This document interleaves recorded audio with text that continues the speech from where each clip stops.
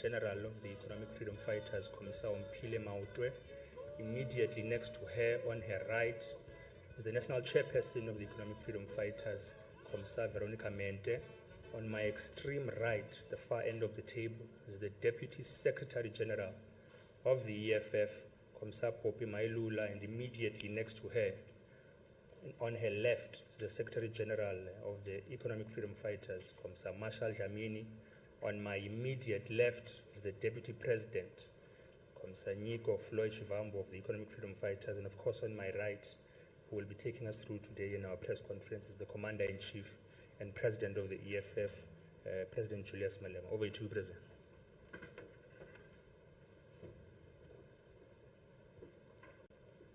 Thank you very much. Our spokesperson is now Tambo, and the officials of the Economic Freedom Fighters, members of the media, and the people of South Africa, Africa, and the diaspora. The Economic Freedom Fighters send its compliments to the people of South Africa and affirm that the economic emancipation movement is still intact and ready to lead South Africa after the 2024 elections. We welcome all the people of South Africa to the year of economic freedom, the year of the revolution, and the year of monumental change in the political landscape of South Africa. We take this opportunity to convey our sincere gratitude to all EFF ground forces and the people of South Africa who partook in all the programs of the EFF to celebrate and mark our 10 years of existence. The 10th anniversary programs and activities of the EFF, including the legacy programs and projects, were carried out with optimal and utmost excellence. The EFF demonstrated beyond any doubt that we are a solid and sound organization with optimal capacity to organize and carry out our programs successfully. That is what we will continue to do even when we are the government of the province, of all provinces, KwaZulu-Natal, and of South Africa from this year onwards. We also take this moment to welcome the South African government's decision to file an application before the International Court of Justice against apartheid Israel. We stand in full support of this decisive action, reflecting our unwavering commitment to global justice and human rights. Furthermore, we strongly call on the government to follow through with the National Assembly's motion introduced by the EFF to close the Israel embassy in South Africa. This move is a critical step towards holding accountable those who have long disregarded international laws and human rights standards. We take this opportunity to report to the people of South Africa that the targets we set ourselves in preparations for the 2024 general elections are all fully met. When we established our election machinery in August 2023, we set ourselves the target of establishing branch election task forces in all of South Africa's 4,368 wards. We are happy to report that as of the 2nd of January 2024, all the 4,368 wards have functional BETFs, which makes it 67,020 members of BTFs who are leading election machinery at what level. When we established the election machinery in August 2023, we set ourselves a target of establishing voting district election task forces in all of South Africa's 23,296 voting districts. We are happy to report that the EFF has functional and verified voting districts election task forces in all the 23,296 voting districts. We can boldly confirm that as of the 2nd of January 2024, the EFF has verified and audited 481,649 ground forces who are volunteers in all the voting districts. What this means is that the Economic Freedom Fighters has a total of 548 and 669 volunteers and ground forces who will be campaigning for the EFF for the purpose of elections victory in 2024. We call on the young people of South Africa and all the remaining members of the EFF to join in as volunteers and organizers for elections victory in 2024. A clarion call is that every young person must be a volunteer and organizer for election victory in 2024.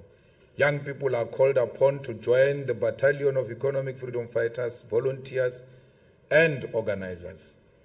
The 2024 elections will be a turning point in the history of South Africa's politics, and we as the EFF will be at the center of that monumental change. We know that the right-wing forces, which are funded and coordinated by the white capitalist establishment and foreign countries, are hard at work to prevent the EFF from ascending to political power in 2024. We want to assure the people of South Africa, the African continent, and the progressive world that the EFF will ascend to government in South Africa after the national and provincial elections. Despite the many commitments and lies told by the sitting government, load shedding is still a reality, and this is what it does. Students just wrote their matric in the dark only to be allowed to spend the rest of December with electricity. There are factories that have closed down, leaving hundreds without jobs. Companies are incurring additional costs in security and backup electricity because of load shedding. The healthcare system is crippled, with hospitals struggling to maintain critical life-saving equipment in an operational state during power outages. It is true that load shedding is killing people. Small businesses, the backbone of our economy, are suffocating under the pressure of interrupted operations, leading to losses in revenue and potential closures. Students at institutions of higher learning are suffering because of inconsistent power supply. Lastly, the tourism sector, which is vital for our nation's income and global reputation, is tarnished as visitors face the grim reality of a country unable to provide basic utility services. These are the damages of load shedding that they are trying to cover with lies. The country is facing an unemployment crisis that is now a matter of national security. As people return to their places of work after holidays, there are more than 11.7 million people who are willing, able, and ready to make a living for themselves but are excluded from the economy.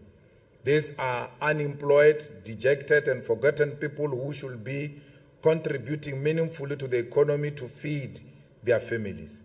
What is even more scary is that we have more than 70% of people between the age of 15 and 34 years of age who cannot find employment, being forced into a life of crime and illegal substance abuse.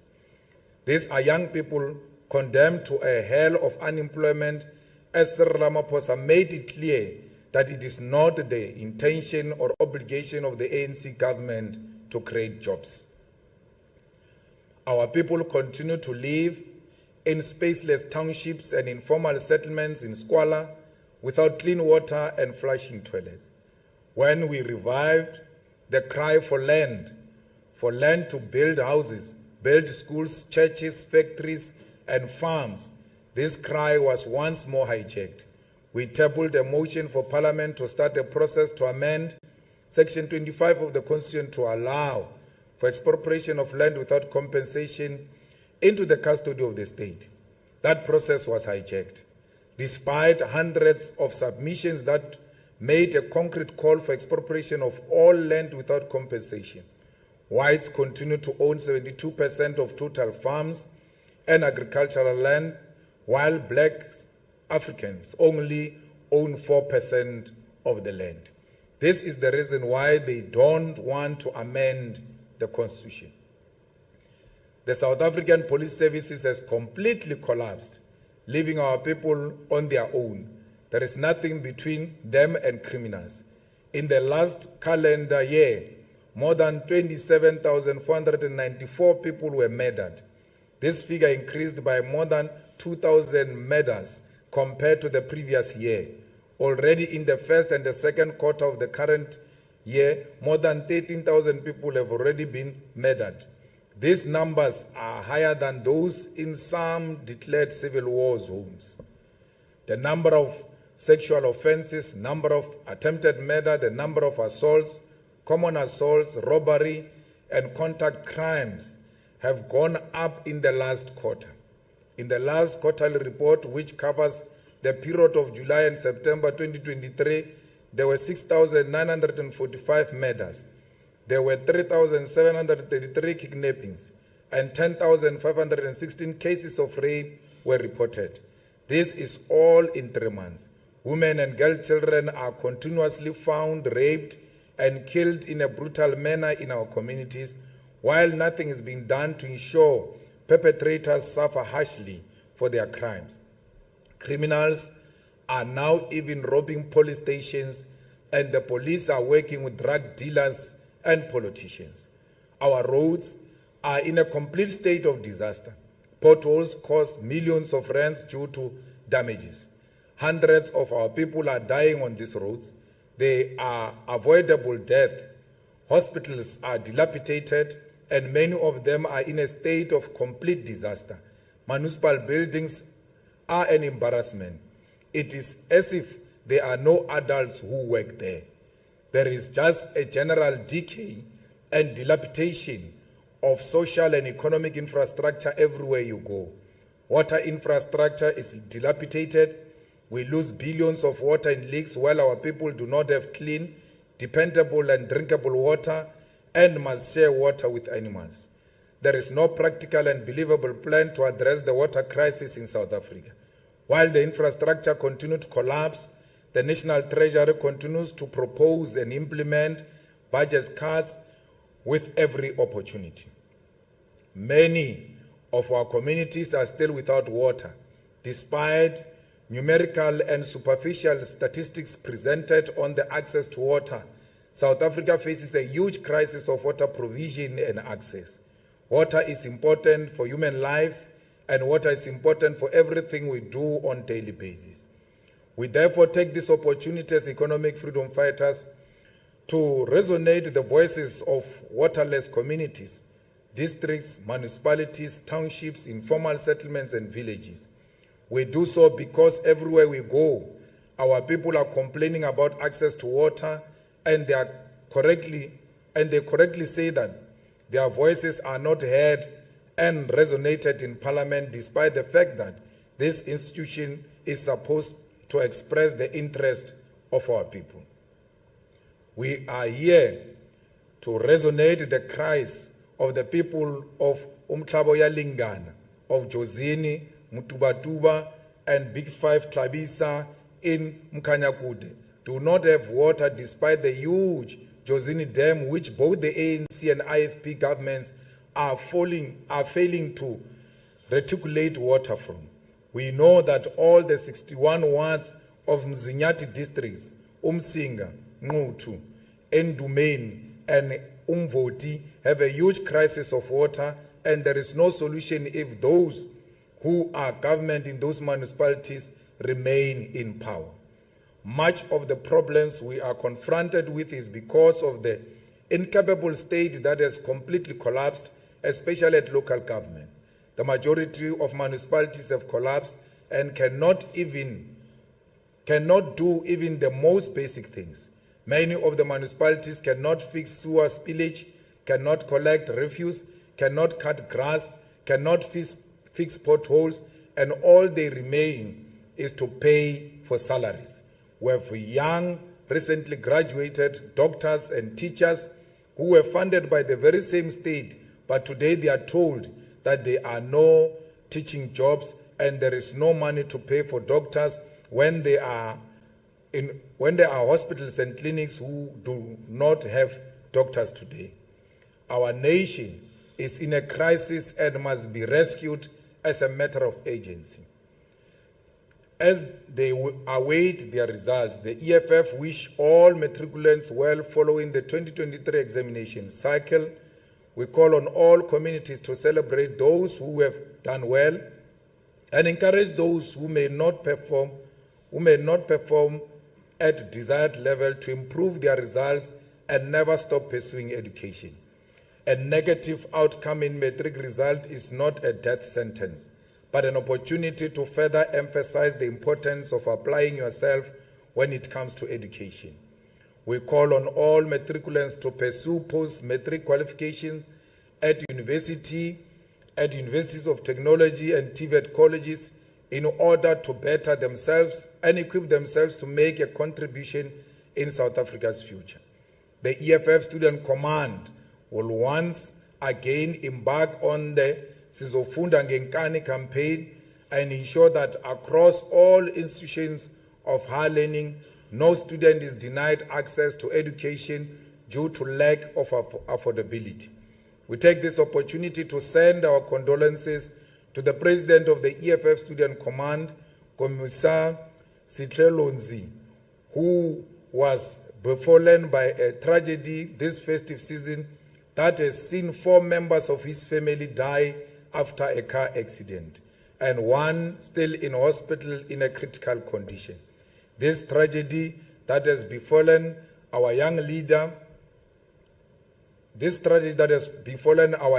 of our organization, who has committed himself to the struggle of the youth, requires all of us to rally behind him, and we encourage all leaders, particularly those in the Western Cape, to show him our support.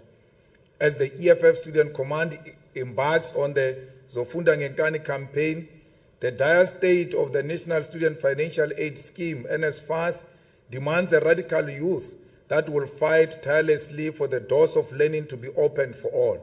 As things stand, NSFAS is crippled by a 13 billion budget cut by Treasury, confirming once again that the ANC government sees no value in education. Further to this, the EFF is affirmed in our long-held view that at the center of the collapse of higher education sector is Bladin Zimande, who has now been exposed through leaked voice recordings for having secret meetings with service providers who have allegedly donated more than 1 million to the SACP during his tenure as the General Secretary.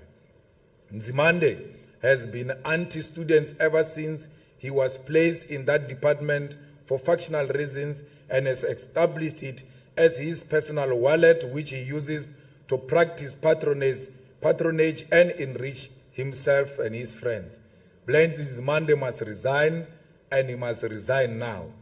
We, as the EFF, want to assure the people of South Africa that we are here to rescue South Africa from high levels of incompetency, directionlessness, and incapability of the sitting government. The 30 years of the ANC's rule has proven beyond any doubt that the former liberation has no ideological, political, moral, and technical capacity to rescue South Africa from perpetual decline and decay. We remain as the only organization that in our 10 years of existence have demonstrated true commitment to finding permanent solutions to the crisis confronting our country. As a result, we call on Cyril Ramaphosa to immediately announce the election date for the 2024 national and provincial elections, as there is no logical or reasonable excuse to prolong this announcement any longer.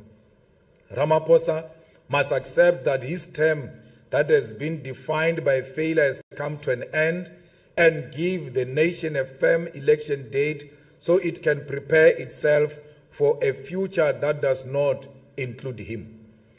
On the 3rd and the 4th of February 2024, the Independent Electoral Commission, IEC, will hold its second voter registration weekend, and the EFF encourages all unregistered South Africans to register to vote, and for those who have voted before to check if they still appear on the voters' roll. The 2024 elections represent a massive opportunity for change and the upliftment of the lives of South Africans, and to not be registered to vote is tantamount to a betrayal of one's duty as a citizen. The youth must rise to the challenge and prove all those who say they are not interested in politics wrong by coming out and register to vote, just like they did in the first voter registration weekend. The option to register online remains open until the proclamation of the election date is made. So voter registration is in fact open every day. All South Africans are encouraged to visit the IEC website, check their voting status, and for those who are not registered, you can register to vote online. We will, on the 10th of February 2024, unveil a detailed Ready to Govern program, which is our manifesto for the 2024 elections. Like all our previous manifestos, our 2024 manifesto is not a document of promises, but real and realizable commitments. We do not make empty promises in the EFF. We make solid, sound, and scientifically proven and based commitments. That's who we are and that's what we represent. We will reveal on the 10th of February that we are the only organization that has a tangible plan to end load shedding and bring back stability of electricity supply in South Africa. We are the only organization that will reveal the fact that we will prioritize water provision to all our communities. We are the only organization with a concrete plan for land redistribution to all our people. We are the only organization that will bring jobs to our people. We are the organization that will bring free, quality education, healthcare, and sanitation for all. We therefore take this opportunity to invite all the people of KwaZulu-Natal to come and attend the launch of our manifesto, the People's Manifesto, on the 10th of February 2024, here at the Moses Mabhida Stadium. All what's in the province of KwaZulu-Natal and all the voting districts here in eThekwini will be provided with safe and reliable transport to attend the rally. We can confirm today that we already have received more numbers that have confirmed that they will indeed attend the rally on the 10th of February. EFF programs, as demonstrated in the 2023 10th anniversary program and activities, are always solid and sound programs, and everyone who attend will have attended a solid and historical political education event. I thank you.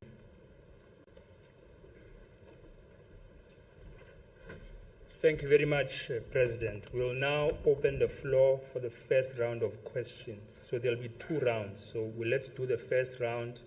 We'll take 5 hands. You'll be number 1. Is there number 2? Number 2. Is there number 3? Number 3. Is there number 4? Let's take those 3 hands for now and then proceed. Number 1. Please state your name and media house. Sure. Greetings to the leadership, compliments of the season. It's Nhlanhla Mabasa from Eyewitness News.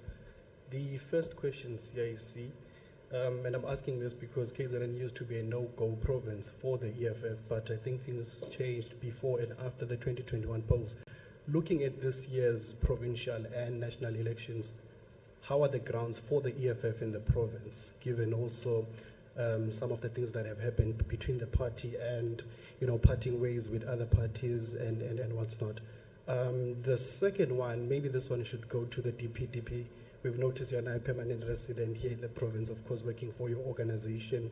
Looking at the Department of Infrastructure in eThekwini that you are heading, what are some of the successes that your MMC has been able to deliver, but what are some of the challenges facing the department headed by your party, if any? Thank you. That will be all for now.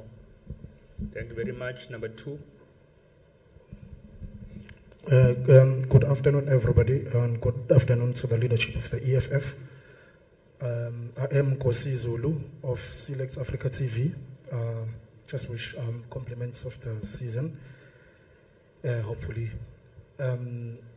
Well, I want to just compliment the EFF leadership, more especially under eThekwini municipality, for the basically the progress that I've done according to the infrastructure development we have seen and observed the beaches, which we pride ourselves with in Durban.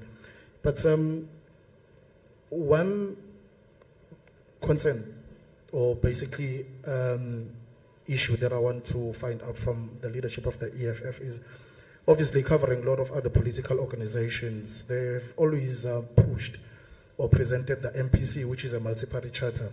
I just want to find out if, because the AFF is excluded on that multi-party charter, I just want to find out if ever after the elections, provincial and national, will they be able to perhaps negotiate coalition government, whatever the results may be? Thank you.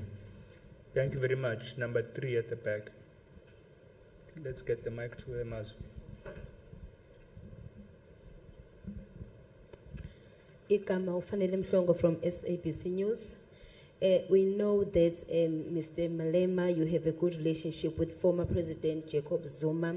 What are your sentiments about former President Zuma's stance of rallying behind the MK party? Thank you very much, President.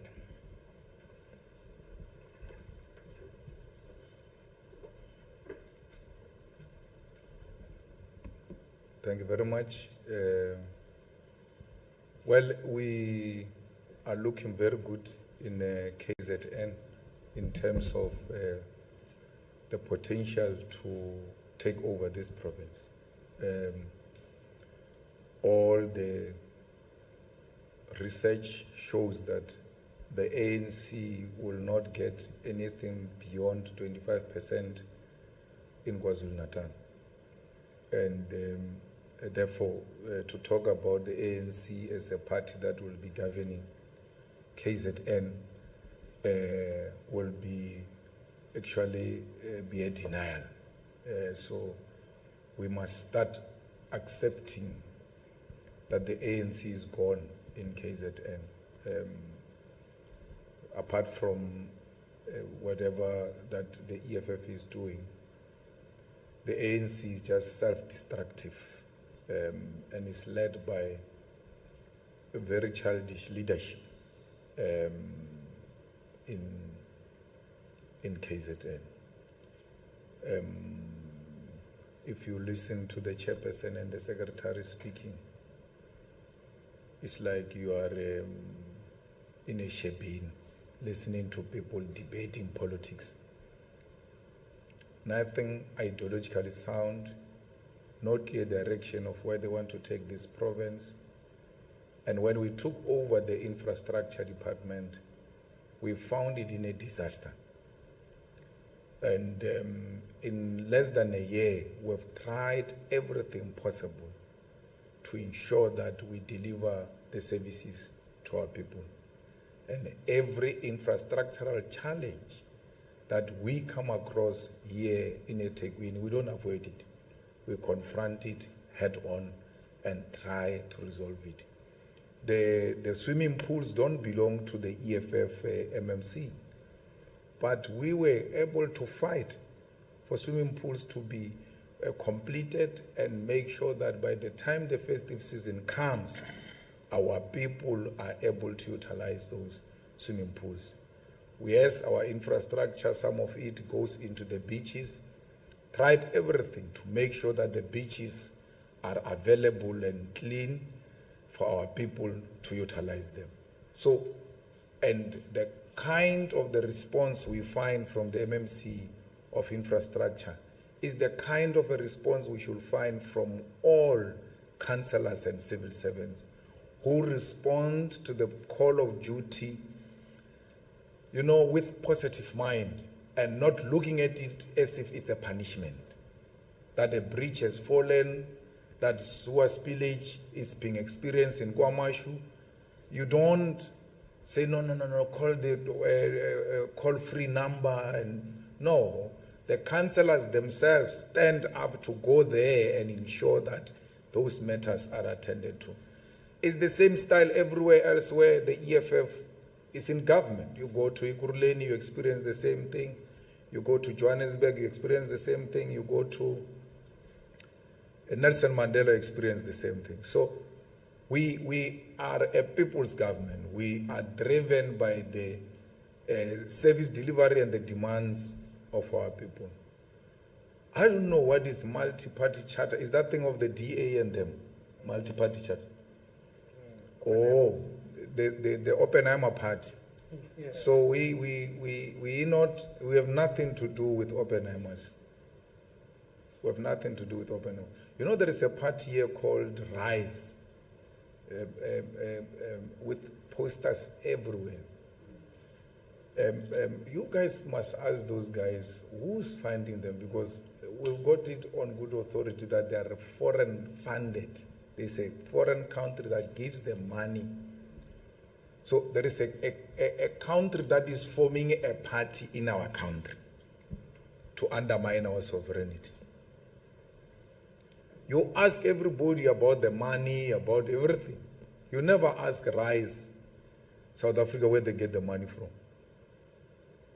Where do they get the money from? I mean, a person just comes from being a failed editor of a newspaper, and then he forms a party, and the next thing is every corner, including in Guyana. That's a problem. It's a big problem, which the media is not paying attention to. So, those things of posters are very expensive. Yeah. Can I wait? One poster TG. Yeah, Corex board is 45 rand. So to print 1 million will mean how many? 45 million. 1 million Corex boards. So we just have to ask that guy of Rise Africa, how many boards have you printed? Then you'll have an idea how much this guy has spent. So we go to FNB, we have a rally, we do all of that. Then there is a noise about where do they get the money from and all of that. And we tell you, the IEC, by mistake, it was bailing the ANC out. Then it gave us money. IEC, how much? 37 million. Gave us 37 million. What's about? The money just came, man. Unexpectedly. Hey, we pulled a beautiful show with their money. And then they go around asking, where did they get the money? But they gave us the money. They thought they were giving the ANC a bailout. They gave us the money, then they said that's the money for elections in July. Now we're going to elections now in May. They don't give us money. So you can see the money was not for elections. It was a money to bail out the new leadership of the ANC that was elected in December, which came into an organization with a debt, and then went to mobilize the Minister of Finance to make some allocation so that the ANC can be bailed out. That's where the question that was actually raised as to how did Gwen resolve the problem of salaries of the ANC in less than a year, when it took Paul Mashatile 5 years to resolve salaries. It was that, imagine if the EFF got 37 million, how much did the ANC get? And then she used that money to resolve the crisis of salaries in the ANC. So she has no capacity. It's not about capacity. It's about conspiring to use the state resources to rescue the collapsing, failing ruling party. President Zuma has got a right to vote for any party he wishes to vote for. And we can't interfere with his right. If he had said he's going to vote for the EFF, would have been a very serious boost for us. We'll be very happy. So now he decided to go and vote for non-existing things. And that is not going to help us in the process of displacing the ANC. President Zuma is in denial. And that is, of course, veterans of the ANC are like that. They are in denial that the ANC is dead. President Zuma says, I can rescue it this way. There is no rescuing it here. He will just kill himself with a heart attack because those people are not in a position to be rescued by anyone, including President Mandela. If President Mandela was to awaken from his grave, he will not rescue these people. He can do whatever he wants to do, including Madiba Magic. They are at a point where the ANC is not going to be rescued by anyone. So President Zuma is just, trying that maybe something can come out and all of that. But really, there's nothing that is going to come out. And therefore, we have nothing to do with MK. MK has got a right to exist. Our constitution is there. We don't have anything to do with them. And we don't expect any one of the EFF to take part in the activities of MK. Our constitution is very clear that no one will go and campaign or support other political parties. That is defining yourself outside the organization, and therefore you have expelled yourself. No one will expel you.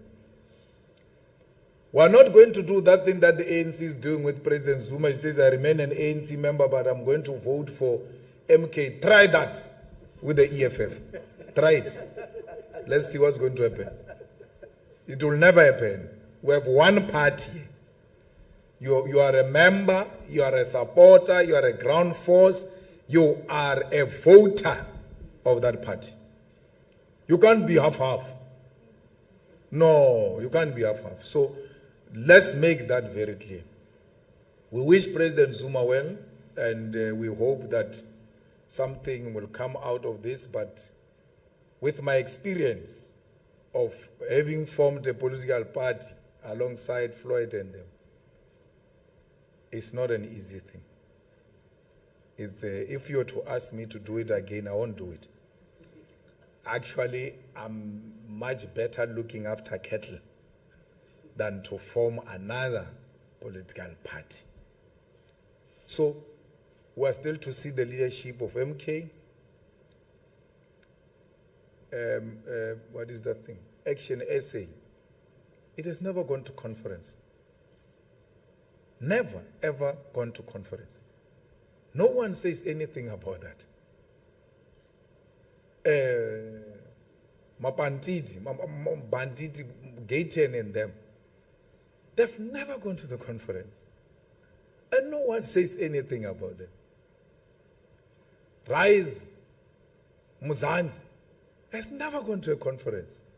No one says anything about it.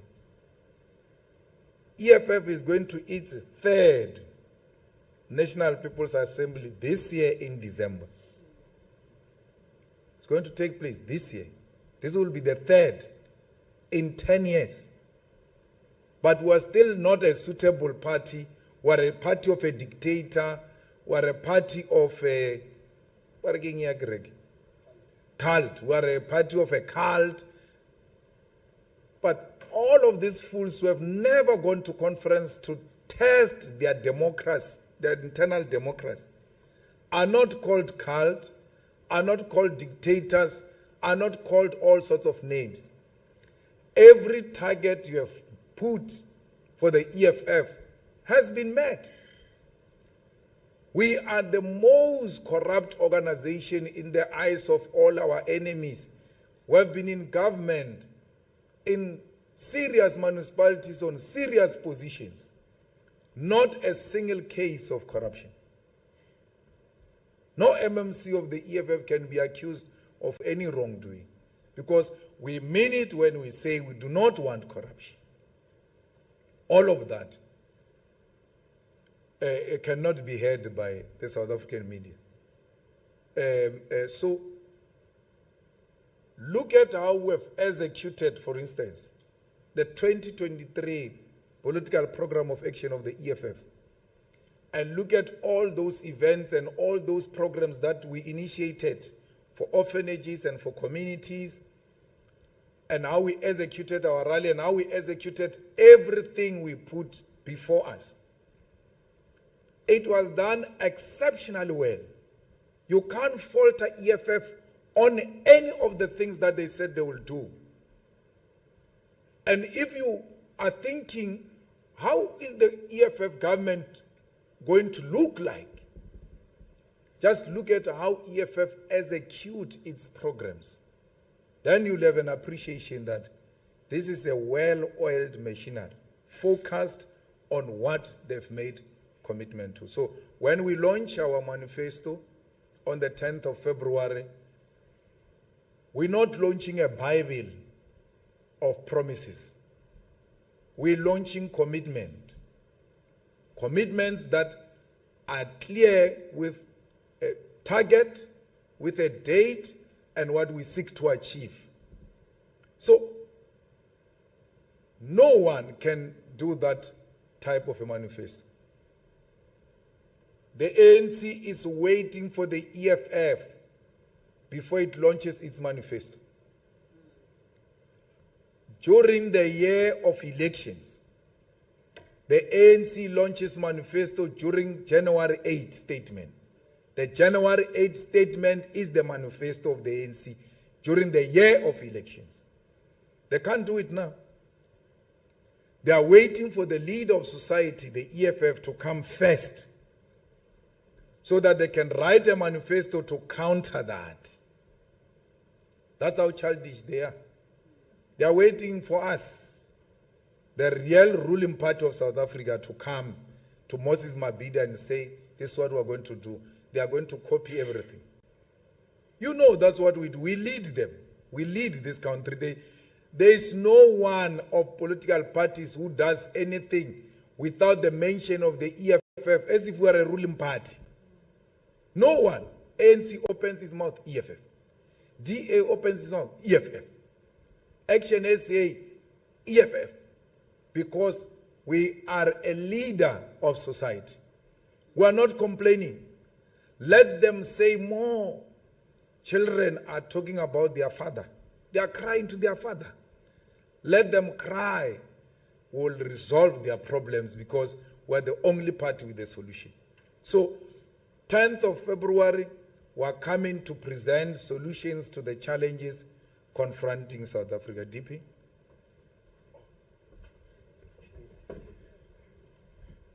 No, thanks, President. I thought we had covered the issues in terms of human settlement and infrastructure, but just to highlight something that in context would be very important, that when we took the responsibility of human settlement and infrastructure portfolio as chair in eThekwini municipality, we had to deal with the backlog of the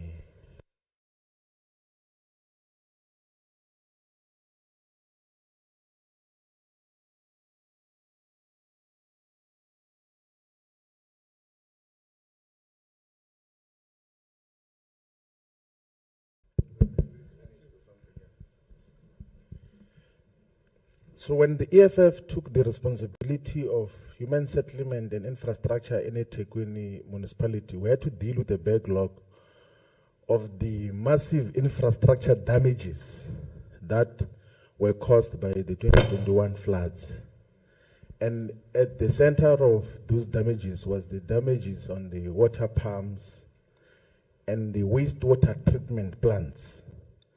So the political focus which the EFF has been focusing on is to revive the water provision systems in all the areas, whilst making sure that the areas which have got water shortages continue to receive water, sometimes even through immediate interventions of water tanks in Tuzuma, in parts of Umlazi and part of Kwamashu as well.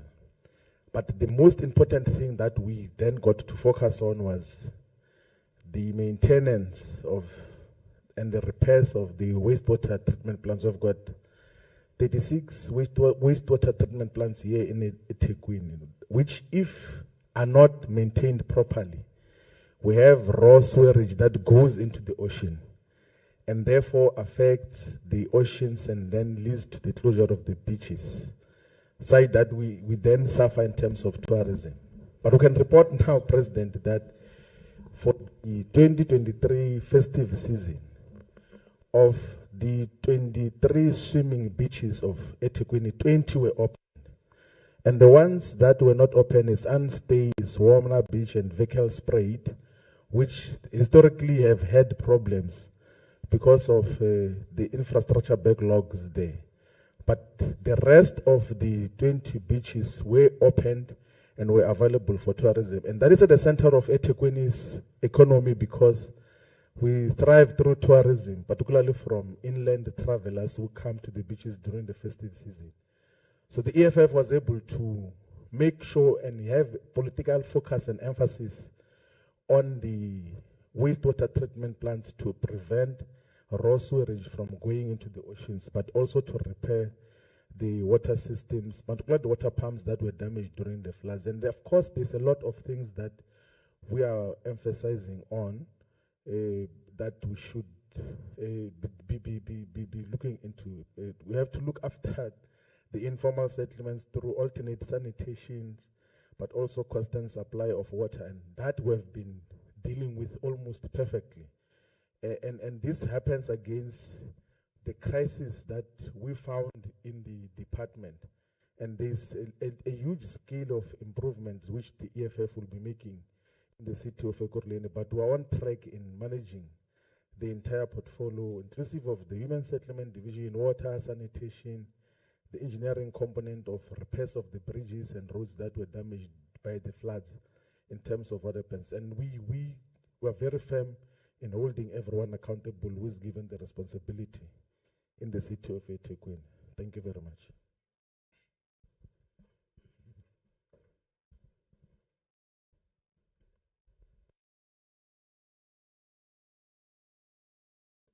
Thank you very much, President and GP.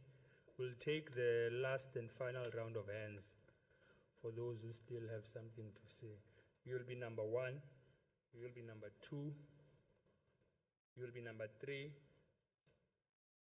I noted that hand. You will be number 4. You will be number 4.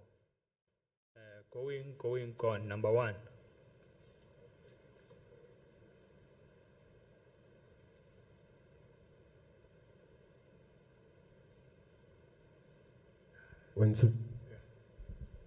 Greetings to you all. My name is Begin Javana from Elanga newspaper. Could you perhaps tell us about the decision to hold this event in KZN? Are there any specific reasons that made you to decide that this province is suitable to hold this event? And also, I want to check, after that speech by Ngizwe Mkhunu, we've noticed that he apologized. How are you feeling about that apology that he made? Thank you. Number 2. Good day, Igama Meneliso from Ikakasi FM. I have 2 questions. The first one, I would like to know from the leadership of the EFF in terms of the process or the procedure when it comes to the candidate list. Can you please share a process which ihamba kanjani? I'm asking this question because one will say, I host a show in Kakas where abalaleli will phone on the show. They say, why you have this former, this prominent member is now in parliament, in terms of the process of making sure that the fighters on the ground or the ground forces, they have a say in the candidate list. We are going to the 7th general election. Our fighters an IP voice in terms of the candidate list. Then the second question will be, did the EFF pay for using this facility, Moses Mabhida, for the 10th of February? Because there is a norm here in KZN that if you have, or you're part of government, you will just use the facilities of the municipality or something. Did the EFF pay? And if maybe they can share those invoices. Number 3.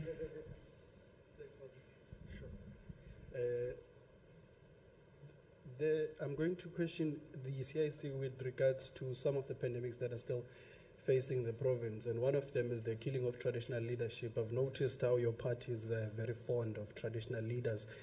this seems to be a growing trend in the province. Each and every year you'd have traditional leaders being killed, and they are all killed in the same manner. It's either they are shot when arriving at their home or when driving somewhere. And the Department of Cooperative Governance, as is, the only thing that they've said they'll be able to do is to, have those upgraded gates, to have more lights at the House of Traditional Leaderships and Wi-Fi.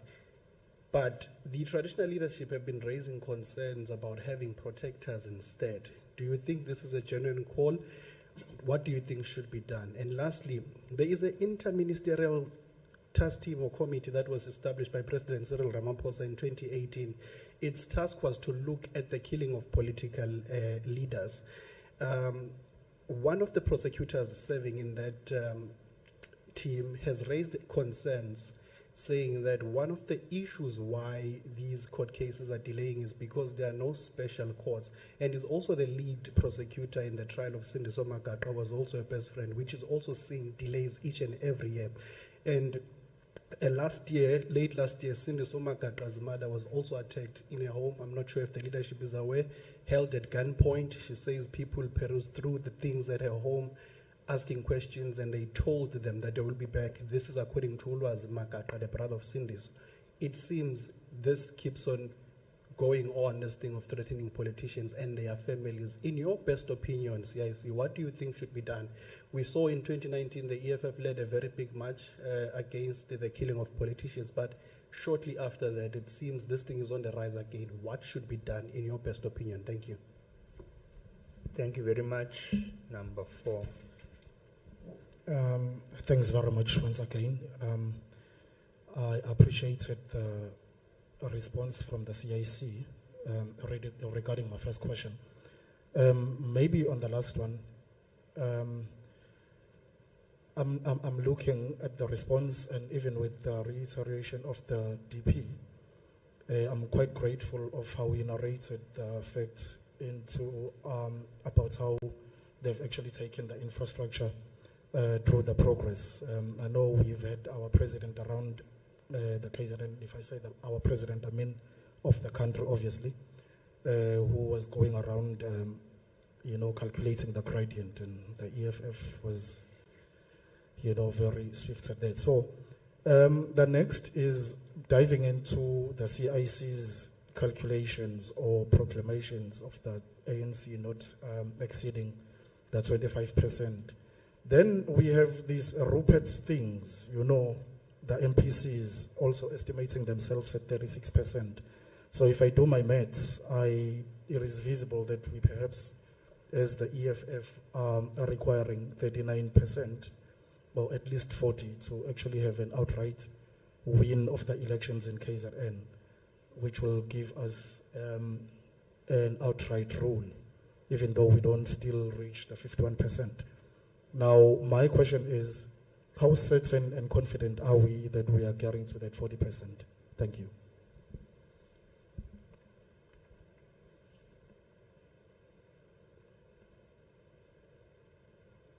Thank you, President.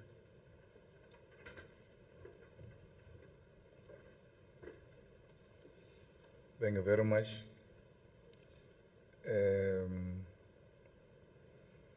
Well, KZN is very strategic because it's in the top 3 of the highest voter population. So if you want to upset the national trends, you have to cause damage in Gauteng, KZN, and the Western Cape, and make sure the ANC doesn't get anything beyond 60% anywhere in South Africa after dropping them below 50% in the 3 provinces. So I think it's an admitted fact that in Gauteng they don't even take chances. They know that it's gone, and then they will not regain the Western Cape. If anything, the DA is going to lose the Western Cape. Then the ANC will lose KZN and get less than 60% in majority of the provinces, some even at 51, 49 and all of them. Then that drops their national outcome. So you can't do that. You can't achieve the removing of the ANC from government without having a plan with KZN. And you know, the people of KZN, they shocked us in 2019 on the national election. The outcome we got here, we never expected.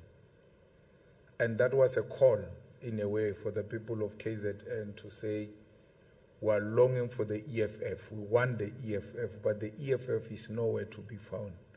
So we're here now. We didn't just come, we invited in 2019. They invited us. 350,000 votes, unexpected. Sihlele nje. Afika ama vote. So how do you get 350,000 votes without doing serious work and not go back there where there is potential? So we're here now, and it's going to be very difficult for the ruling party and for the IFP.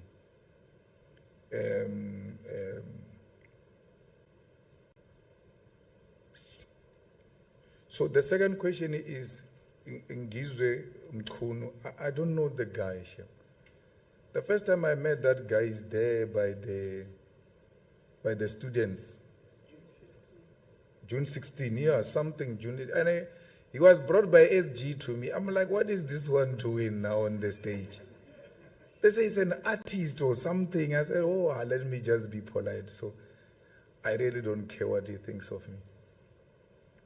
He's the smallest boy ever. I know talented artists. And I know one when I see or listen to one. There's no such a thing. So I can't entertain such things. That's why I never responded, never said anything. Even when the KZN was going up and down, I was like, is it worth it? Because sometimes, anyway, the ground forces have got energy, but sometimes certain things we must just let go. Because when you are a leader, you must expect such things to be said. That's how he feels. And then he expressed himself, and then they forced him to apologize. He apologized. So it's not an issue for me. Even if I see him tomorrow, I will embrace him like I do with all other African kids. I have no problem, none whatsoever. There's nothing personal. Uzama impilo shem, uthi uyazama zama, uthi athole imali and support children. Mara uzama wrong. So you must try life different, not the way he's doing it, because now he tries life, he makes a stupid mistakes. Now a car is gone. Out of being excited and sitting on a toilet seat and say things that you're not supposed to say on camera. Look at how much that has costed him.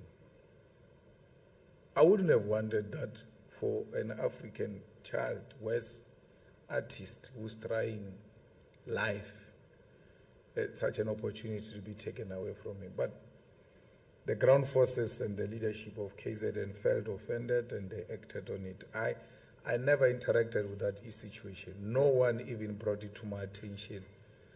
Not even a journalist has called me to ask me about that, because I assume everybody said it's not worth giving our attention. Candidate list, it will be announced. We are discussing today the manifesto and then the candidate criteria. And that criteria will be published and everybody will get to know about it. It will be sent to the structures of the EFF. Candidate list is not a difficult thing. We are an organization that exist through democratic centralism. So the people who are going to parliament are ground forces of the EFF, are the leadership of the EFF, and professionals who are going to add some particular lacking skill or aspect amongst our collective. The women will have to be there, the youth will have to be there, and demographics must be balanced. And that's it. But our members will express themselves. I have not gone through the guidelines who are going to be taken through now. But democratic centralism says the views of the lower structures of the EFF ought to be taken into consideration when a final decision is made. So we'll listen to our structures.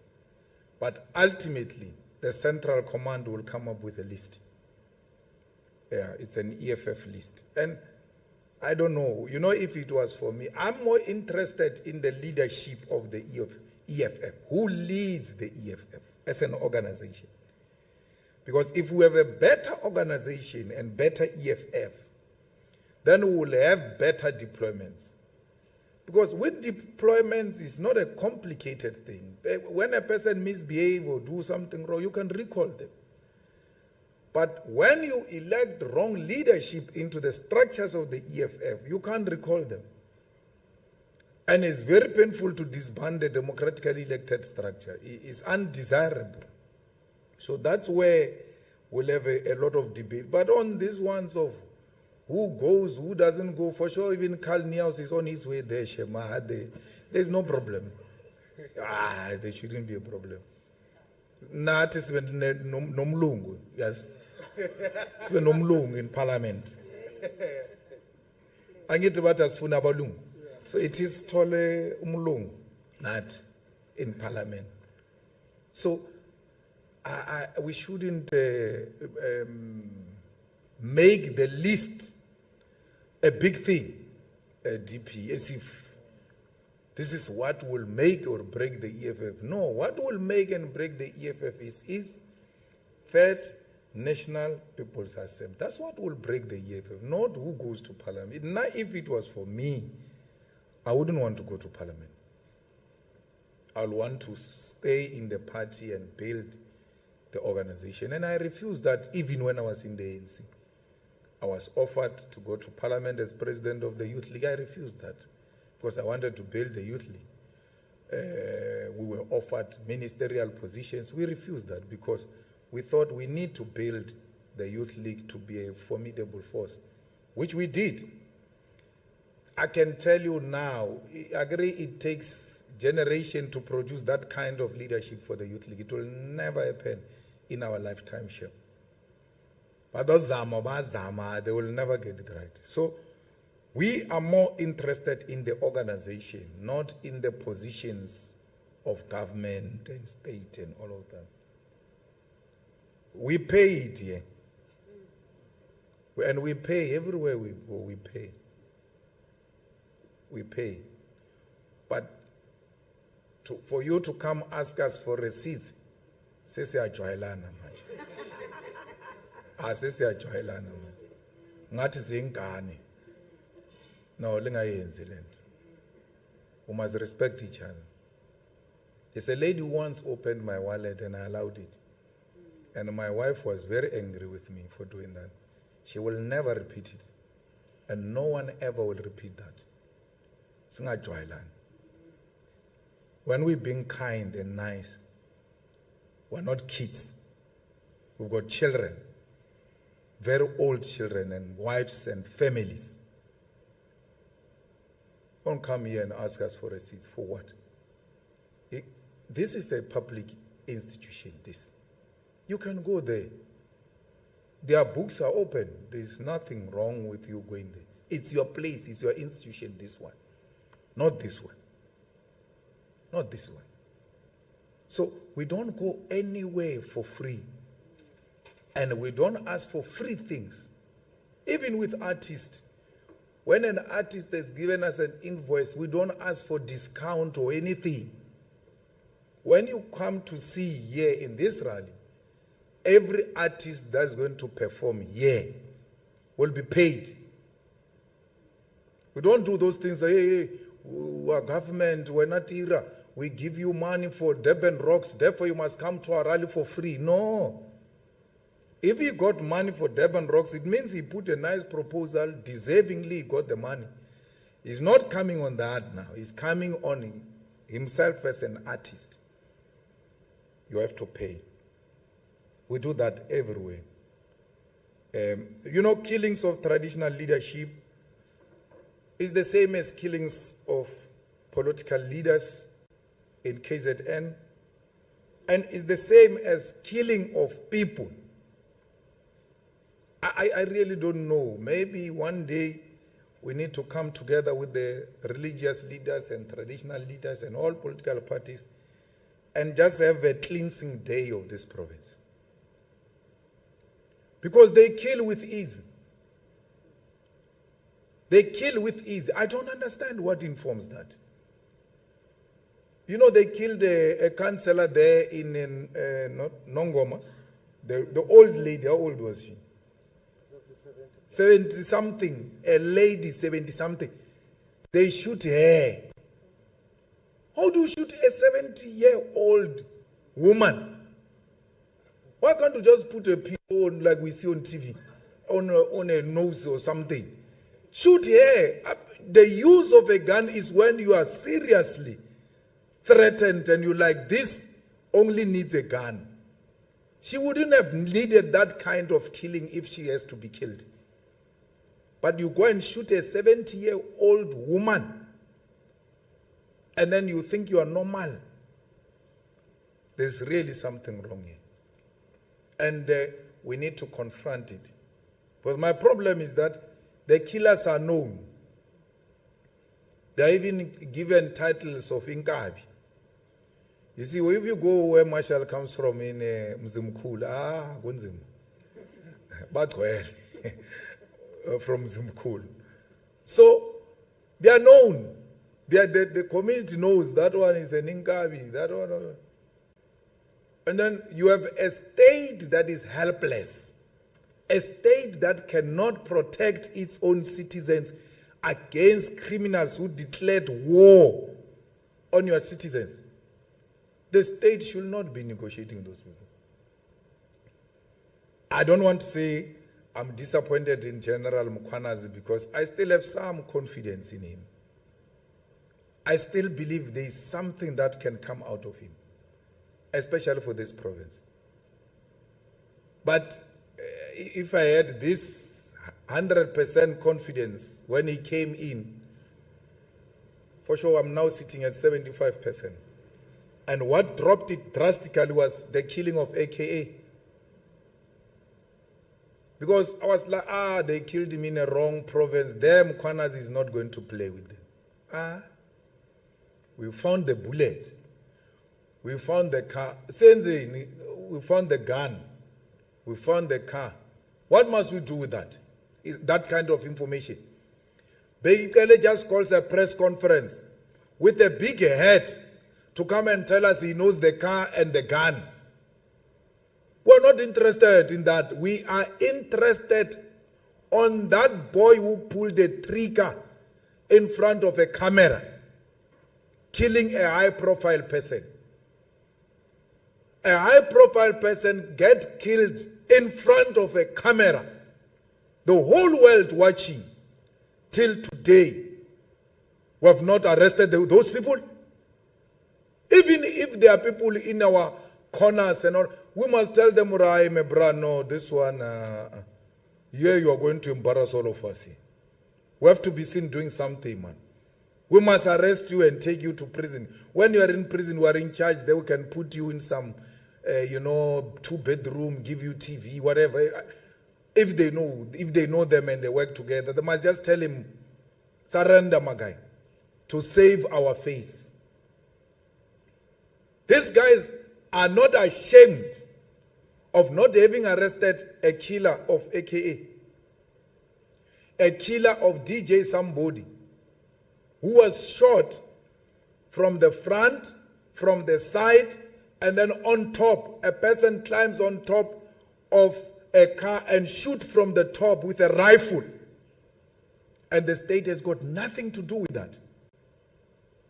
Till today, we don't know who killed these high profiles.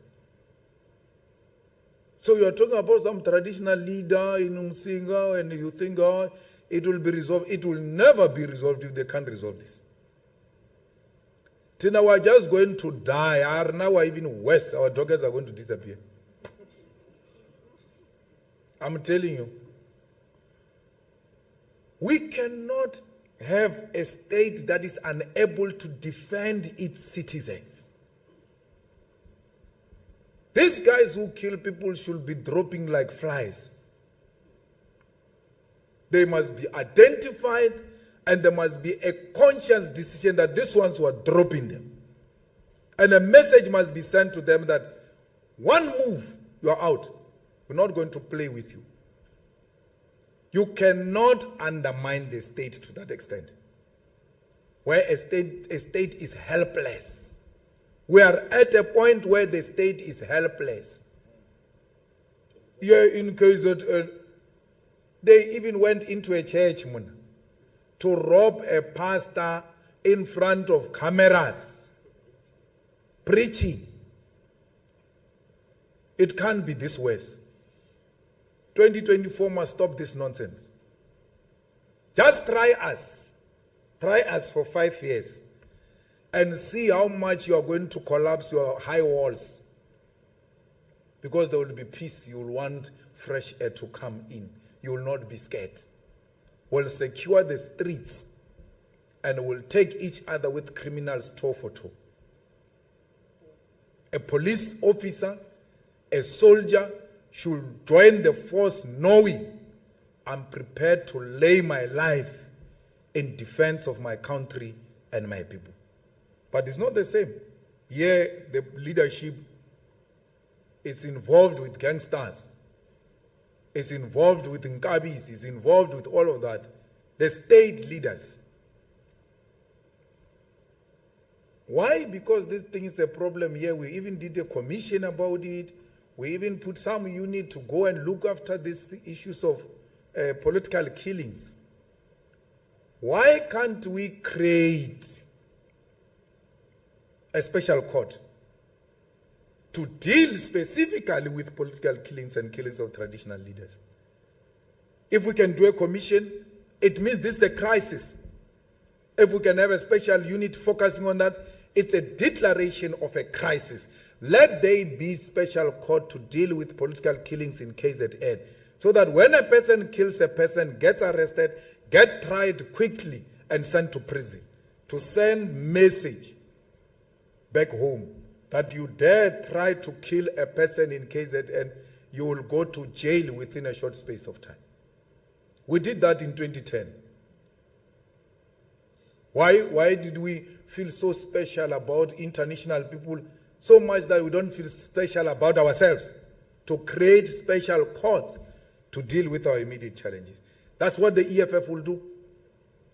Here in KZN, when we take over, the special investigating unit will be set aside to investigate political killings, and the prosecution will be given priority through special courts to attend to these matters as urgent as possible, because it's no longer a joke, the killing of people here in KZN.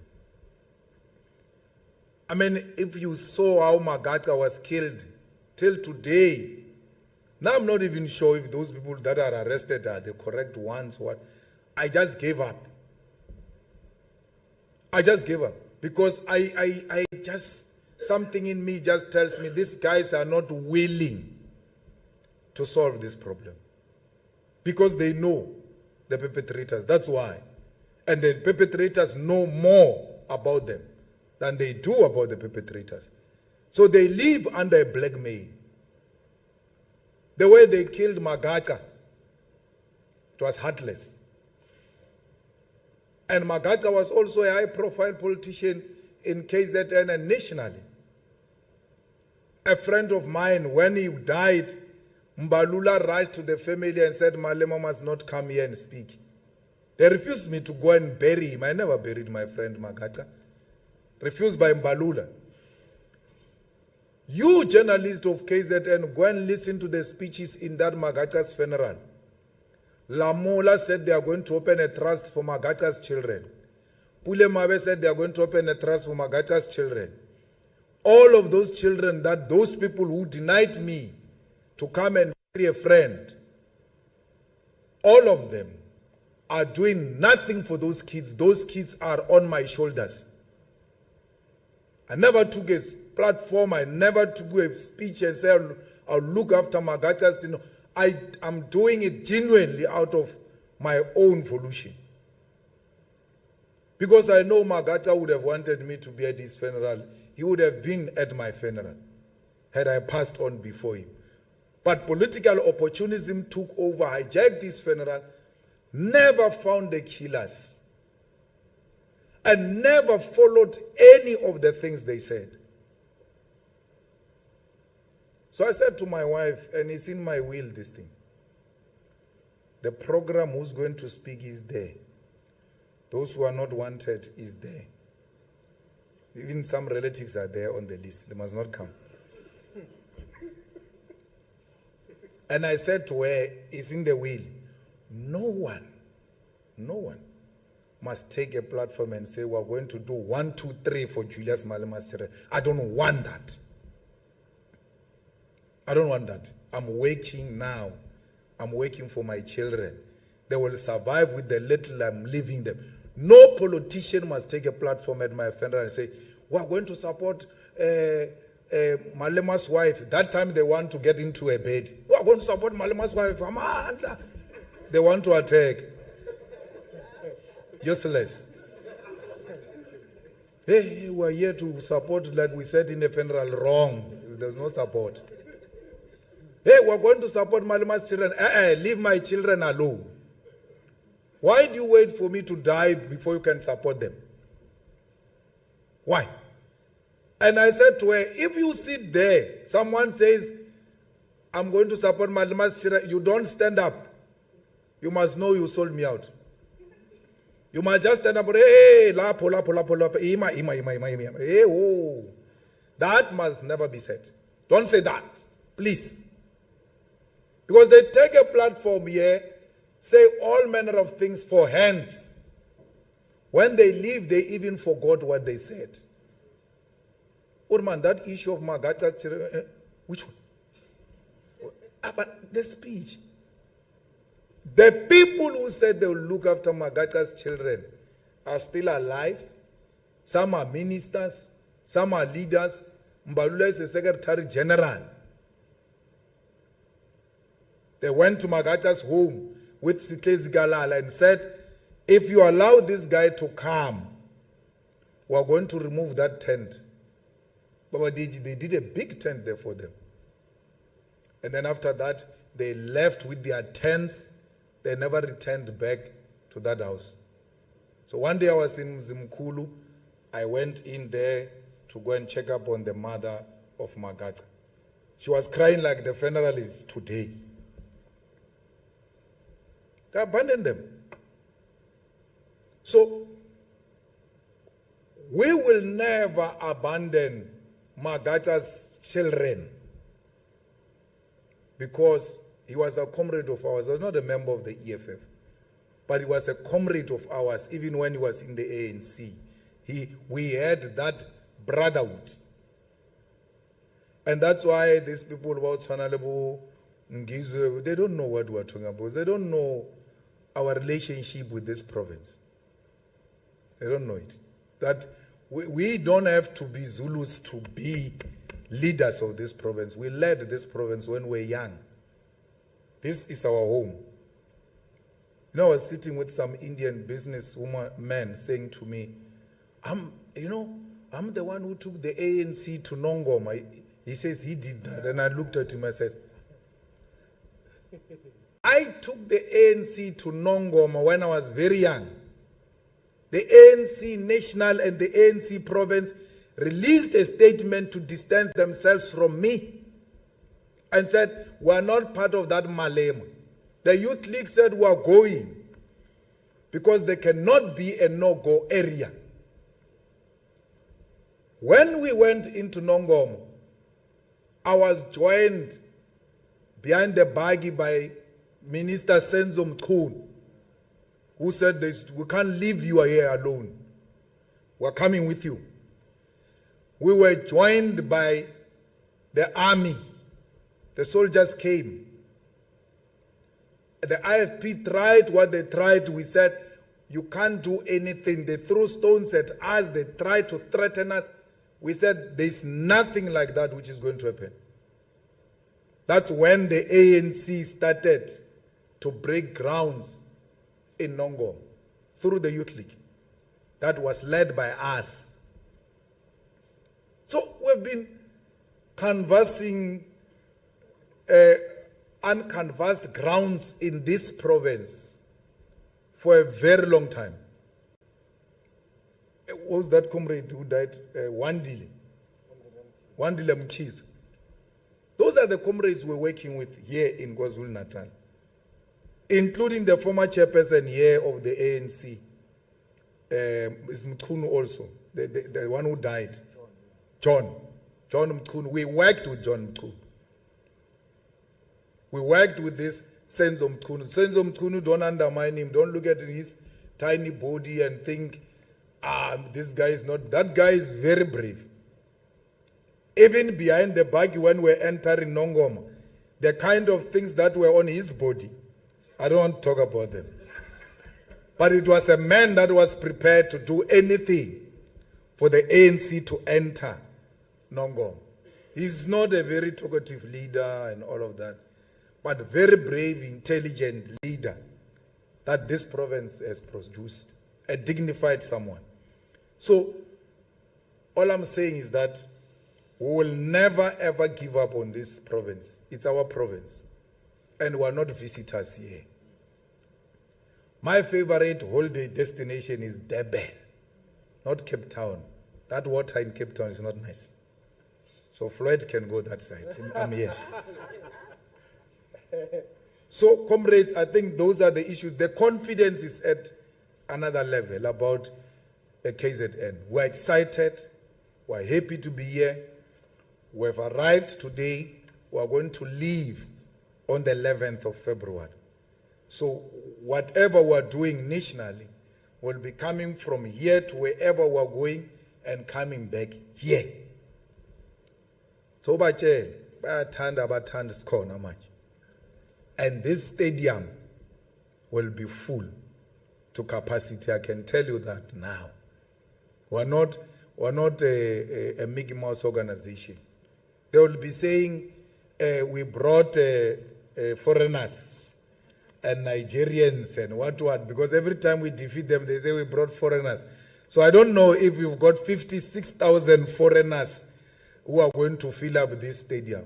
This stadium is going to be filled up by our people, by EFF people who will not enter a bus if they are not registered to vote, who will not enter this stadium if they are not registered to vote. We have no business with people who are not registered to vote. Even Zofunda Ngenkane, every child who's going to come to the EFF student command table to ask for an assistance, you must first present your ID number to check if you are registered to vote. We register you first to vote. If you are not registered to vote, then we help you to enter the university. A lot of students are not registered. When we are campaigning now in PE, Nelson Mandela University, the EFF got more than 8,000 votes during SRC elections. But in 2021, EFF got 200 votes, local government elections, in the same ward where the university gives us 8,000. When we went to check, they are not registered to vote, those kids. And then they turn up on the day of voting because of excitement, say, no, want to vote. They turn them back because they are not registered to vote. And then when we picked that up, immediately we declared war on that university. That weekend of registration, we took a lot of thousands of them to go and register to vote. And then we found a DA councillor who made him a white guy who made himself an induna of that place. He said, "Where are these people from?" I know everybody has said, "Hey, when these kids belong to that school and they reside in these places, they are going to register here." So we're going to have a targeted approach on universities, TVET colleges. We must get all of those students out to vote. We must get the youth out to vote. The rally that we are bringing here is no ordinary rally. It's a rally of the elections. We are here to campaign. And anyone who's joining us must be in the mood of campaigning. We do so peacefully, without provoking other political parties. We want peaceful elections because the IFP and the ANC thrive through violence. If you do violence, you'll make them win. We don't thrive through violence. We thrive through superior logic. Thank you.